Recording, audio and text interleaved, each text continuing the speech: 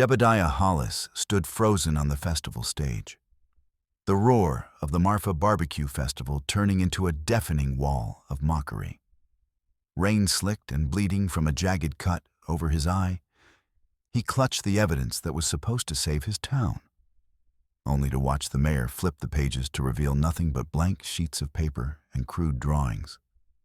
The crowd's laughter felt like a physical blow as the sheriff's heavy hand clamped onto Jeb's bruised shoulder, the cold steel of handcuffs ratcheting shut around his wrists.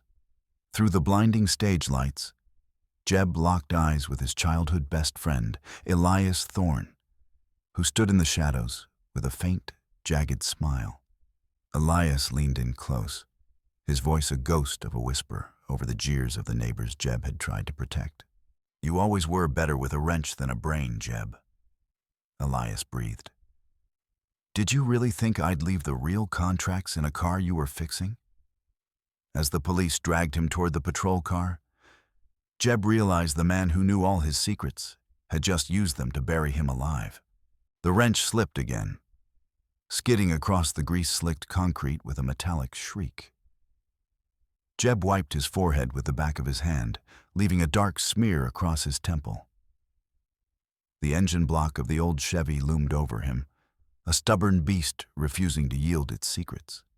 He exhaled through his nose, the breath hot and uneven, and pressed his palm against the cold, unyielding metal.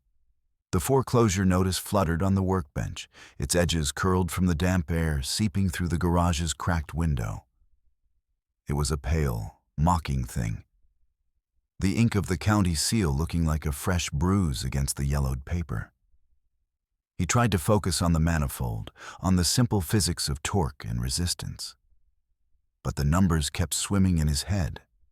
The arrears, the interest, the finality of the sum he couldn't produce. His hands, calloused and mapped with scars, felt heavy, like they were made of the same lead as the battery terminals. The shop was silent, save for the rhythmic drip of a leaky faucet in the back and the distant, lonely whistle of a train cutting through the Texas scrubland. Jeb closed his eyes for a second, feeling the vibration of the earth, the steady pulse of a world that didn't care about his debt. He was a man built like a rusted but still running engine, lean, wiry, with skin that seemed to have absorbed decades of motor oil. Every time he looked at that notice, he heard his father's voice, a ghost of a memory from the night the bank took the family farm. "You're just like me, boy. Too stupid to see the game until it's too late." He gritted his teeth, the muscle in his jaw twitching. He wasn't his father. He was a mechanic. He fixed things. But as he stared into the gutted remains of the engine, he realized with a sinking hollow in his chest that some things were too broken to weld back together. A car horn blared outside, too close, too sharp, shattering the fragile silence of the garage. Jeb flinched, his fingers tightening instinctively around the wrench. The screech of tires followed, gravel spitting against the metal siding of the shop like a spray of bullets. Then came the slam of a door, heavy and final. Boots crunched over the driveway, deliberate, unhurried, the sound of someone who carried the weight of the law and didn't mind who felt it. Jeb didn't turn. He didn't have to. He already felt the shift in the air, the arrival of a storm he'd been tracking on the horizon for months. The process server's shadow stretched across the concrete, long and jagged, bisecting the light from the open bay. He was a man of average build, wearing a suit that looked like it had been bought at a discount warehouse, his face a mask of practiced indifference. A manila envelope hit the workbench with a dull thwack, sending a scattering of screws rattling across the wood. Jeb's jaw clenched so hard it ached. The envelope bore the county seal, the ink dark and fresh, a death warrant for Hollis Auto. "You got till Friday," the man said, his voice flat, devoid of any human inflection. He didn't wait for a response, didn't look Jeb in the eye. He simply turned on his heel, his boots retreating with the same mechanical rhythm. The SUV's engine growled to life, a predatory purr that faded down the street, leaving Jeb alone with the silence and the paper. He stared at the envelope, his fingers twitching with the urge to tear it to shreds. But his arms felt like they were weighted with stones. The garage smelled of motor oil and mildew, the air thick enough to taste, a stagnant soup of failed dreams and old grease. Somewhere, a neighbor's dog barked, high and insistent, a warning no one was listening to. The afternoon sun began to dip, casting long orange fingers through the cracked windows. But Jeb remained motionless. He eventually forced himself to move, the movement stiff and painful. He had a job to do. The mayor's luxury sedan sat on the secondary lift, a sleek, black Mercedes that looked like a spaceship in the middle of a junkyard. It was a favor for Richard Langford, a man Jeb had known since they were kids, back when Richard was just a boy with a runny nose and a stutter. Now, Richard was the mayor, and he drove cars that cost more than Jeb's entire shop. Jeb needed the cash, fast, liquid, no questions asked cash. And a routine oil change on the mayor's pride and joy was supposed to be the easiest money he'd made all month. He slid under the chassis on the creeper, the wheels squeaking against the floor. The underside of the Mercedes was pristine, a marvel of German engineering that made his own tools look like primitive stones. He worked quickly, draining the oil, his mind racing faster than his hands. He thought about the foreclosure, about the way the process server hadn't even looked at him. He felt like a ghost in his own life, a remnant of an older Marfa that was being paved over by men in suits. The contrast between the car's leather-scented interior and the sharp, acrid smell of his own poverty was a physical weight. He finished the oil, wiped the pan, and slid out, his back popping as he stood. He climbed into the driver's seat to reset the service light, his grease-stained overalls feeling like an insult to the cream-colored upholstery. The car smelled of expensive cologne and success, a scent that made Jeb's stomach turn. As he reached into the glove box to find the owner's manual, his fingers brushed against something that didn't belong. A thick, manila folder, wedged deep behind the plastic housing, hidden in a gap that shouldn't have existed. Curiosity, or perhaps a lingering sense of unease, made him tug at it. The folder resisted for a moment before sliding free. Jeb laid it on the passenger seat, his heart hammering against his ribs like a trapped bird. He flipped it open. Inside were maps of Marfa, but not the kind you bought at the gas station. These were property surveys, marked with red ink, highlighting the water lines and the old ranch boundaries. He saw his own name, Hollis Auto, circled in a dark, aggressive hand. There were deeds too, deeds for land that shouldn't be for sale. He felt a cold sweat break out on his neck. This wasn't just city business. This was something else. He tucked the folder back into its hiding place, his hands shaking, just as the bell above the shop door jangled. The sound of the bell was followed by the heavy, rhythmic thud of boots. Jeb stepped out from the Mercedes, wiping his hands on a rag that was more black than white. Gus Whitaker stood there, his face a roadmap of deep-set wrinkles and sun-scorched skin. Behind him were a few other neighbors, men Jeb had seen at the diner for 20 years, men whose hands were as stained as his own. They looked tired, but beneath the fatigue was a simmering, quiet anger. "Jeb," Gus said, his voice like gravel being crushed. He didn't waste time with pleasantries. "You seen 'em? Those men in the white trucks? They're out on my north pasture setting up transit poles like they own the damn dirt." The others chimed in, their voices a low rumble of discontent. They talked about surveyors who wouldn't show ID, about development consultants who spoke in riddles, and about the way the county road was suddenly being patrolled by private security. Jeb listened, his head tilting slightly as he diagnosed their stories like a misfiring cylinder. He thought about the maps in the mayor's car, the red circles, the aggressive ink. He felt the pieces of a puzzle he hadn't known he was playing beginning to click together in the dark. "They're circling, Jeb," one of the men said, his voice trembling. "Like buzzards." Jeb looked at them, really looked at them, and saw the same desperation he felt every time he looked at his own foreclosure notice. "It ain't just your pastures," Jeb said, his voice low and tight. "They're coming for the whole damn town." Gus stepped closer, his eyes narrowing as he leaned in, the scent of tobacco and old leather following him. He lowered his voice until it was barely a whisper, a secret shared between men who had nothing left to lose. "It ain't just development, Jeb.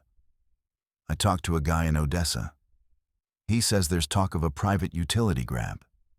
They ain't building houses. They're looking at the aquifer. They want the water, Jeb.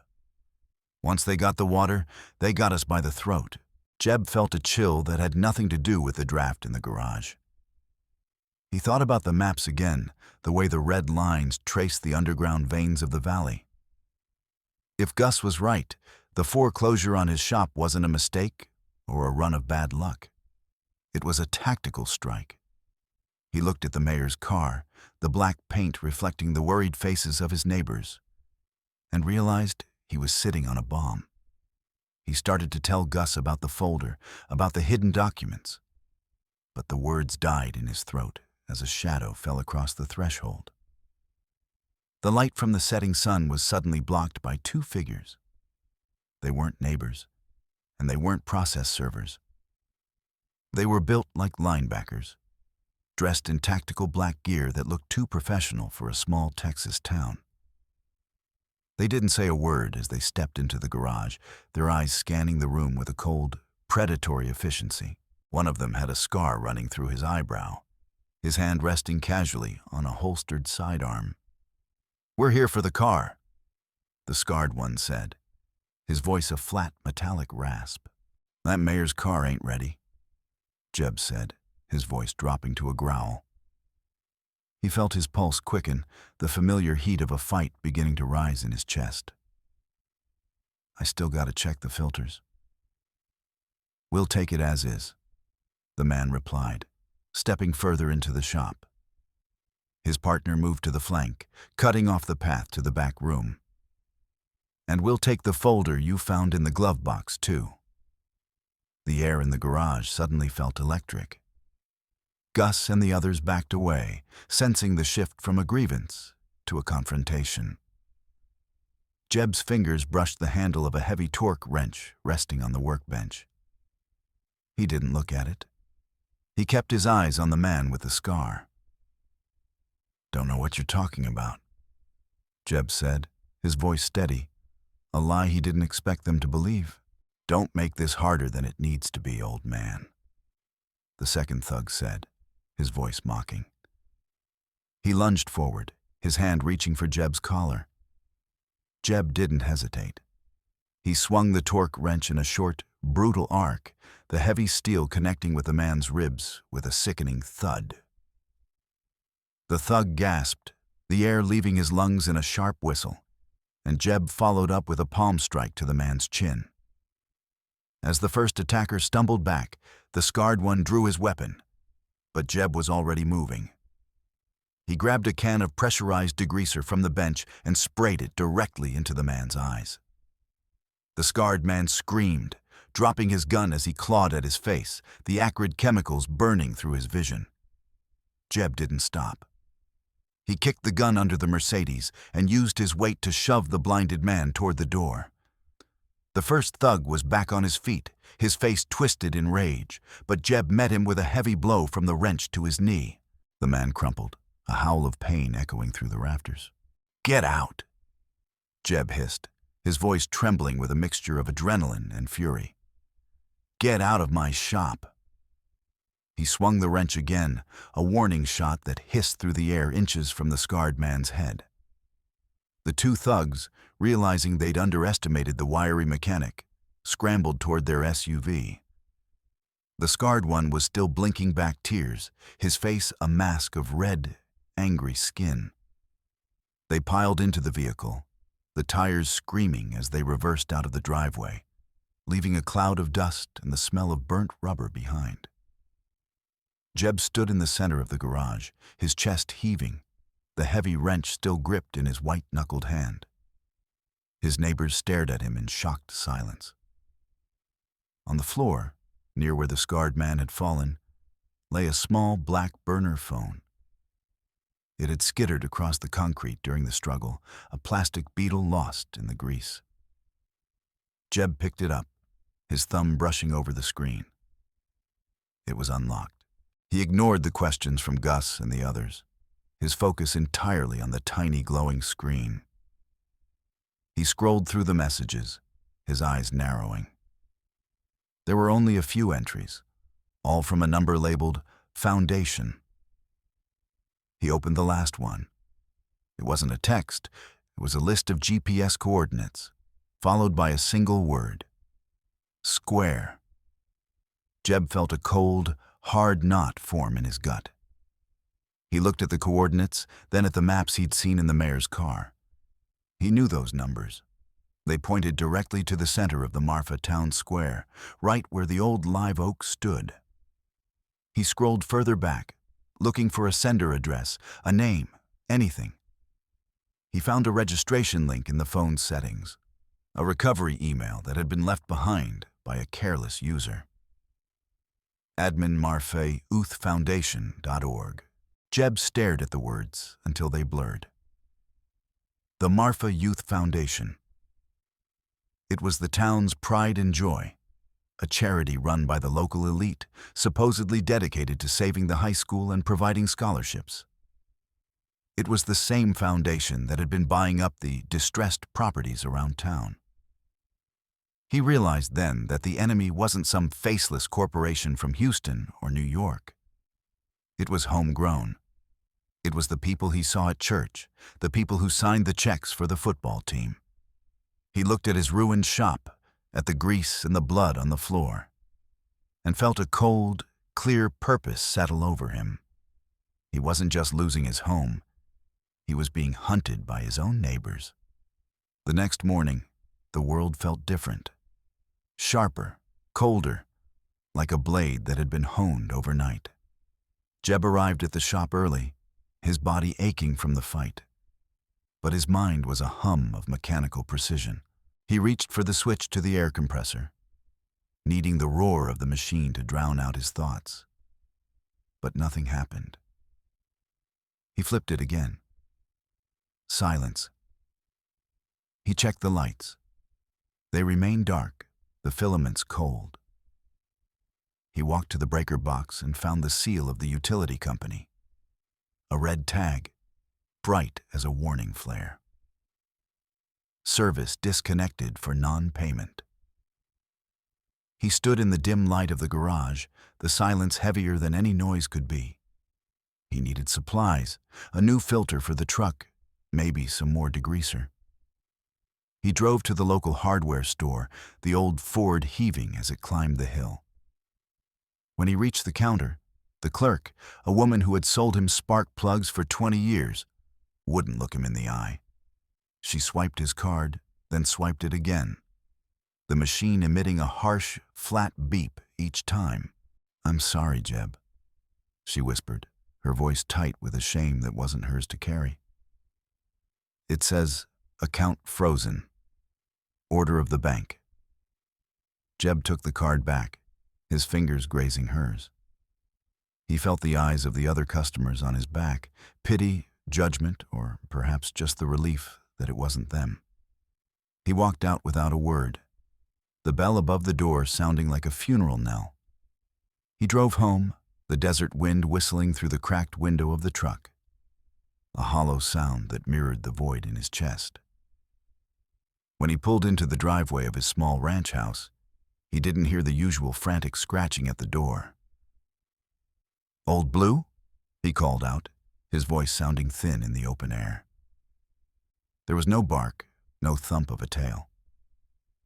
He walked onto the porch, his heart beginning a slow, heavy thud. The dog's bowl was upright, but empty, the water long since evaporated. He searched the house, the yard, the crawl space under the porch, his voice getting louder, more desperate. He found him in the old storage shed at the back of the property, a place he hadn't opened in years. The heavy padlock had been snapped, replaced by a cheap, shiny bolt. Inside, Old Blue was huddled in a corner, his tail tucked tight, his eyes wide with a terror Jeb had never seen in him. The dog whimpered as Jeb knelt beside him, his fur matted with the scent of someone else's fear. Jeb felt a rage so cold it made his teeth ache. They hadn't just taken his money, they'd come for his soul. He spent the evening on the porch, a shotgun across his lap, watching the shadows lengthen across the scrubland. He felt like a man under siege, a feeling he hadn't known since his time in the service. As the sun vanished, leaving a bruise-colored sky, he noticed something strange. The exterior lights of his house, the ones he'd never bothered to fix, began to flicker. It wasn't the erratic pulse of a bad bulb.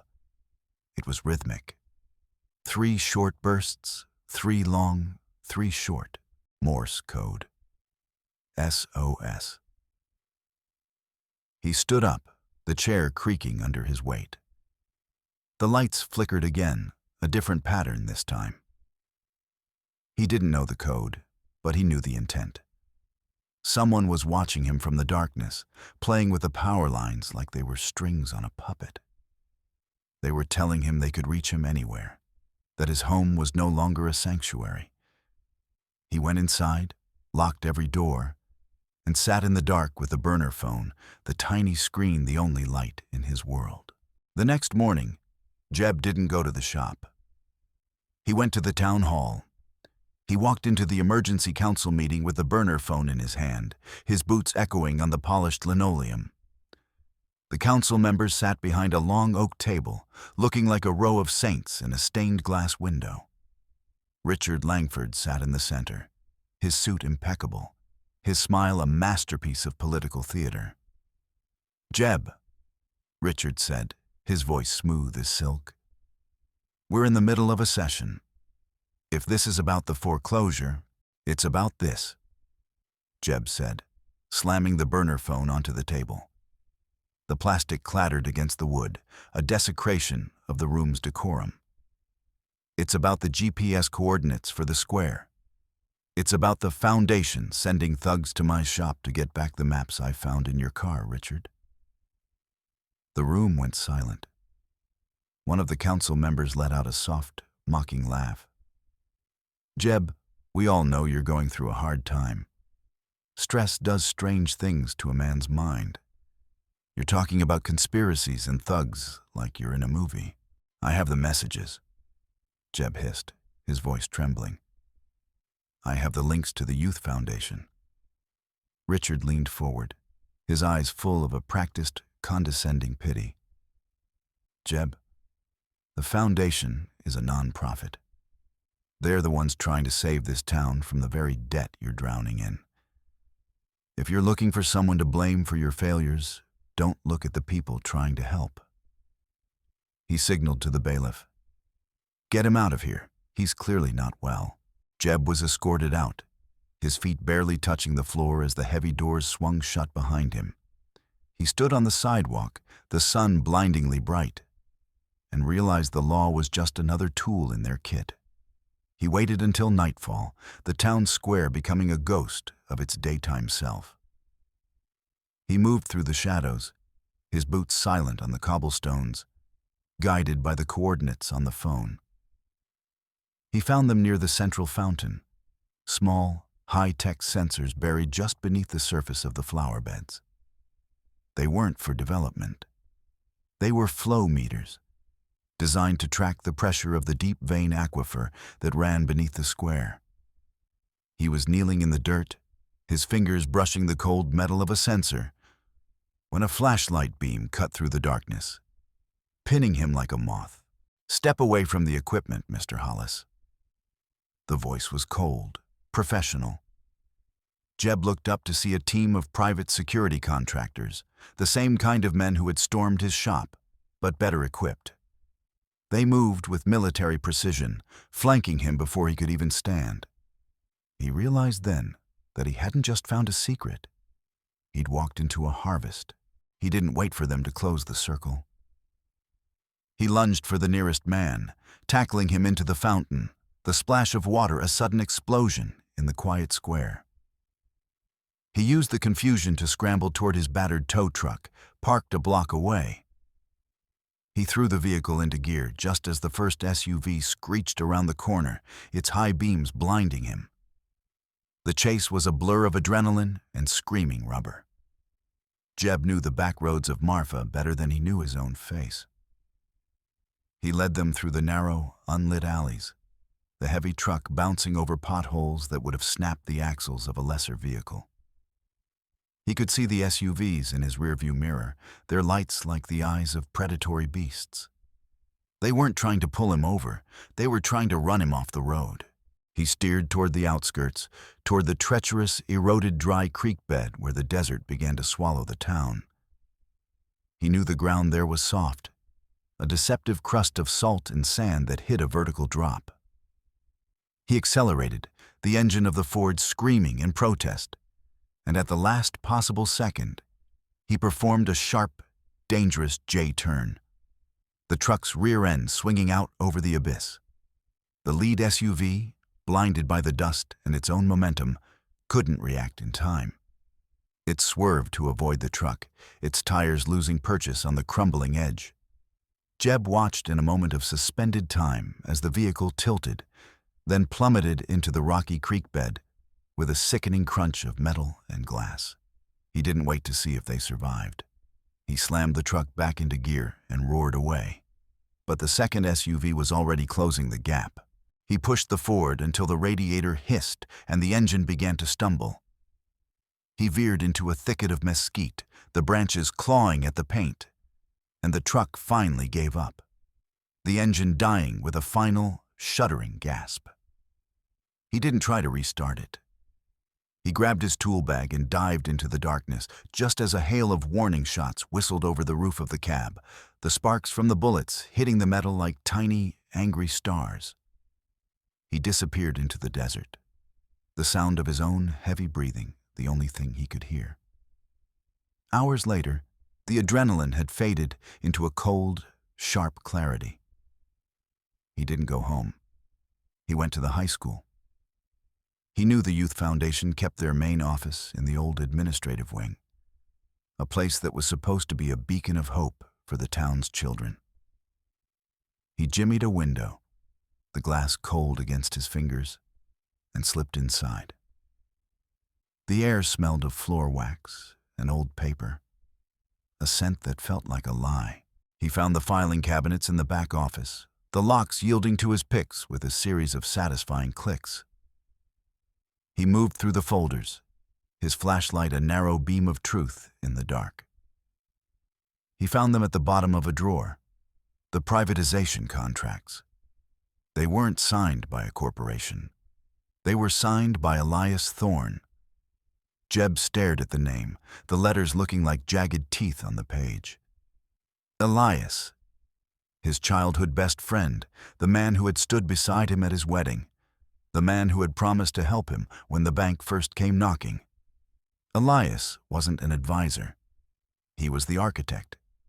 He was the one who had drafted the language that would seize the town's water rights, turning a public resource into a private gold mine. He read the fine print, his eyes burning. The plan was to redirect the aquifer to a series of industrial cooling plants for a data center project outside the county line. It would leave the local wells dry, the ranches barren, and the town a hollowed-out husk. He realized then that Elias's greed wasn't just about money. It was about power. It was about owning the very thing that allowed the town to exist. He tucked the contracts into his jacket, his heart a cold stone, and slipped back into the night. The morning of the Marfa Barbecue Festival arrived with a heat that felt like a physical blow. The town was a riot of color and noise, the smell of charred meat and sweet sauce filling the air, a celebration of a community that didn't know it was being sold. Jeb arrived at the festival grounds to find a crowd gathered around the entrance to Hollis Auto. A line of red police tape was stretched across the bay doors, the plastic snapping in the wind. "You can't be here, Jeb," a deputy said, his hand resting on his belt. He looked uncomfortable, his eyes darting to the crowd. "Property's been seized. County order." Jeb stood there, the red tape a line in the sand, and he wasn't allowed to cross. He saw his neighbors watching, their expressions a mix of pity and the same distance you'd give a man with a contagious disease. He felt the humiliation like a burn, a public stripping of his dignity. He was a ghost in his own life, a man whose history was being erased by a roll of plastic tape. He was turning to leave when a shadow fell over him. Elias Thorne stood there, his suit a sharp contrast to the dusty festival grounds. He looked successful, polished, the kind of man the town wanted to lead them into the future. He smiled, but the expression didn't reach his eyes, which were as cold and pale as frozen water. "Jeb," Elias said, his voice a low, intimate rumble. "I told you it didn't have to be this way. I have a check in my pocket. It's more than the shop is worth. Take the money, move to the city, start over. Don't go down with a sinking ship." "The ship ain't sinking, Elias," Jeb hissed, his voice a jagged edge. "You're the one poking holes in the hull." Elias leaned in closer, the scent of expensive cologne masking the smell of the desert. "The town has already moved on, Jeb. Look around. They want the jobs, the investment, the future I'm bringing.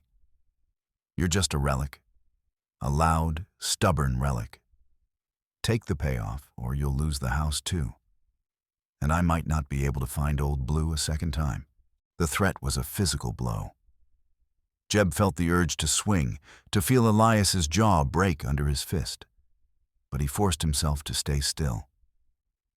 He had something better than a punch. He had the burner phone. He retreated to a quiet corner of the grounds, hidden behind a stack of hay bales, and pulled out his small toolkit.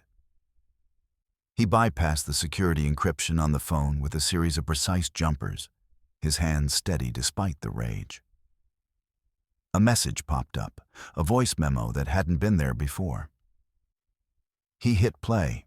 "The mayor's on board, Elias. 50,000 in the escrow account, and he'll sign off on the utility easement by Monday. Just make sure Hollis is out of the way. He's the only one with the deeds to the main pump station." It was the mayor's voice, clear, unmistakable, and damning.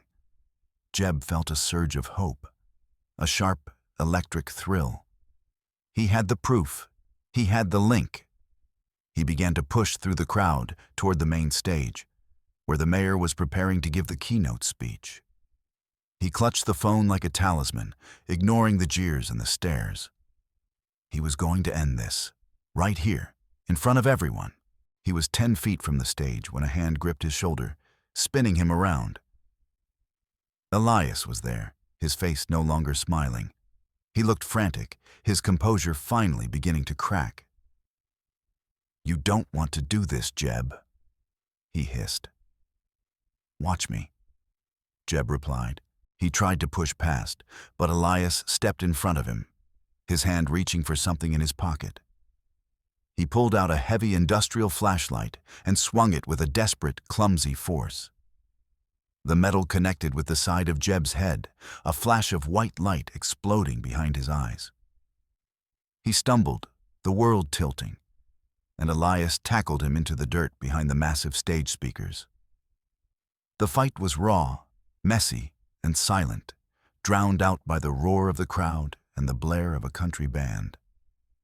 They tumbled through the dust, trading blows that were fueled by 20 years of friendship and 1 year of betrayal. Jeb felt the metallic taste of blood in his mouth, the grit of the earth in his eyes. He pinned Elias down, his hands around the man's throat. And for a second, he saw the boy Elias used to be, the one who had shared his lunch and helped him fix his first bike. "Why?" Jeb wheezed, his grip tightening. "Because they let my father rot," Elias screamed, his voice breaking. "This town. They watched us lose everything, and they just kept eating their goddamn barbecue. I'm taking it all back, Jeb. Every acre." Jeb felt a moment of pity, a brief softening, and that was all Elias needed. He shoved Jeb off and scrambled for a folder that had fallen from Jeb's jacket during the struggle. He clutched it to his chest, a triumphant, jagged laugh escaping his throat. "You think you won? You think this is it?" Suddenly, the mayor's security team was there, their weapons drawn, their faces masks of professional violence. They surrounded Jeb, the muzzles of their guns looking like black pits in the sun. Jeb stayed on the ground, his chest heaving, his hands empty. Elias stood up, brushing the dirt from his suit. He held up the folder Jeb had taken from the high school. "Look at this," Elias shouted, his voice amplified by a nearby microphone he'd grabbed. Jebediah Hollis, a man we all trusted, trying to blackmail the Foundation with these fakes. He's been obsessed with some fantasy of a water grab, and he's willing to lie and steal to prove it. He flipped the folder open, showing the pages to the crowd. They weren't the contracts Jeb had seen. They were gibberish, random legal jargon, nonsensical maps, and forged signatures that looked like a child had written them. Jeb stared at the papers, his heart sinking. Elias had anticipated him. He'd planted a decoy, a set of documents designed to make Jeb look like a madman. "He's sick," Elias cried, his voice dripping with a fake, mournful concern. "He's a desperate man who can't handle his own failures, so he's trying to burn us all down with him." The crowd began to murmur, the sound a low, ugly rumble of agreement. Jeb saw the faces of his neighbors. Gus, the hardware clerk, the men from the diner. They looked at him with disappointment, with a cold, distant judgment. He was the town's crazy uncle now, the man who had finally snapped. The sheriff stepped forward, his face a mask of grim duty. He clicked the handcuffs onto Jeb's wrists, the metal cold and final. "Come on, Jeb," he whispered, his voice holding a trace of the man he used to be. "Don't make it worse."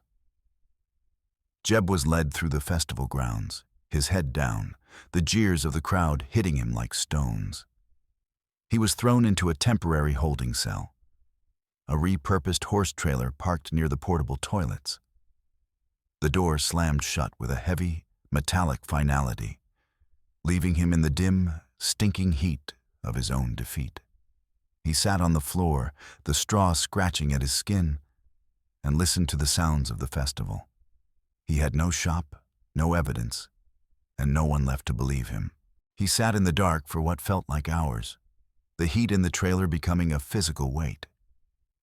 He looked at the handcuffs, then at the small, sharp metal tab of a soda can he'd found in the straw. It was a long shot, a mechanical trick he'd seen in a movie once, but he had nothing else.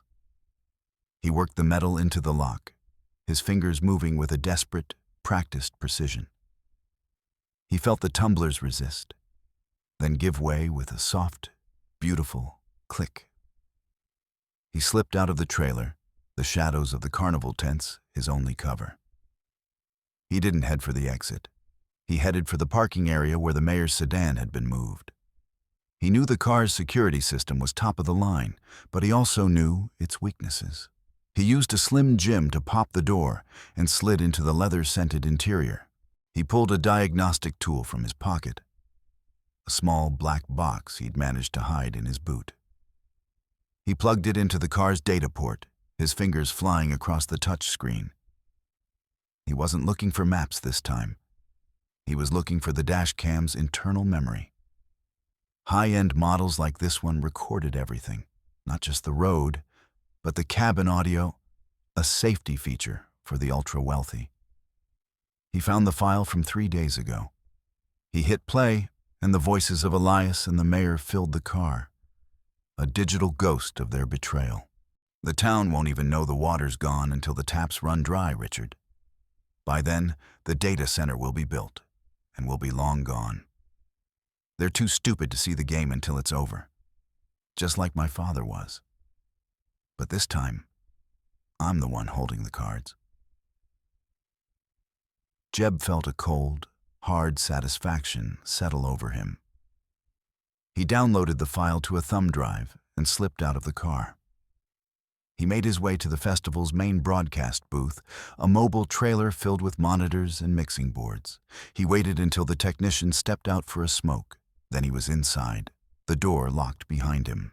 He bypassed the station's firewalls with a series of jumpers, his mechanical mind seeing the code as just another engine to be tuned.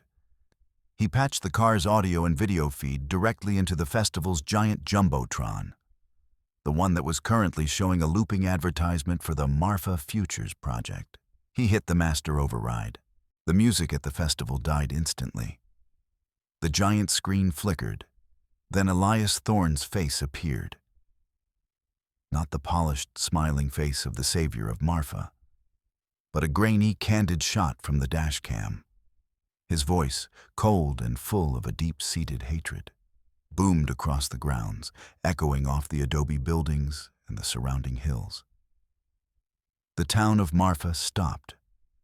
Men dropped their beer, women held their children close, and the silence that followed was heavier than any storm. They heard the plan. They heard the bribes. And they heard the way Elias Thorne talked about them, the ignorant locals who were nothing more than obstacles in his path. Jeb watched from the booth as Elias's face on the stage transformed from triumph to a raw, naked horror. He saw the crowd shift, the festive atmosphere vanishing to be replaced by a dark, simmering rage. It wasn't a murmur anymore. It was a roar. They surged toward the stage, a wave of humanity that the mayor's security team couldn't hope to stop.